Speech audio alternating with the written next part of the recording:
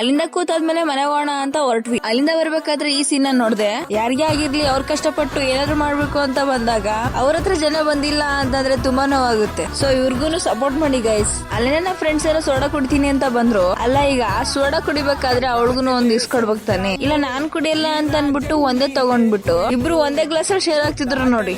ಯಾವ್ದೋ ಒಂಥರ ಲೂಸ್ ರಾಣಿ. ಇಷ್ಟೋ ತನಕನು ಚೆನ್ನಾಗಿ ಕುಡಿದ್ಬಿಟ್ಟು ಇವಾಗ ಕುಡಿಯಕ್ ಹೋದ್ರೆ ದೇವ ಬಂದರ ತರ ಆಡ್ತಿದ್ಲು ನೋಡಿ.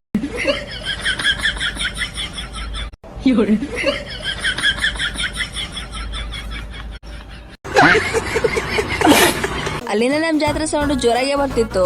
ಆ ಸೌಂಡ್ ಜೊತೆಗೆ ನನ್ನೊಂದು ಟ್ಯೂನ್ ಇರ್ಲಿ ಅಂತ ಟ್ಯೂನ್ ಕೊಟ್ಟೆ ನೋಡಿ.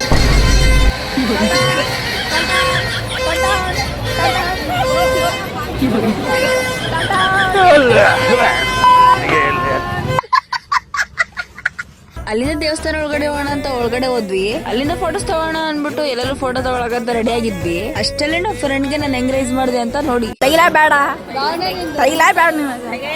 ನಿನ್ನ ಗಂಗಾ ನಾಗವಲ್ಲಿ ಆಗಿರೋದನ್ನ ನೋಡು.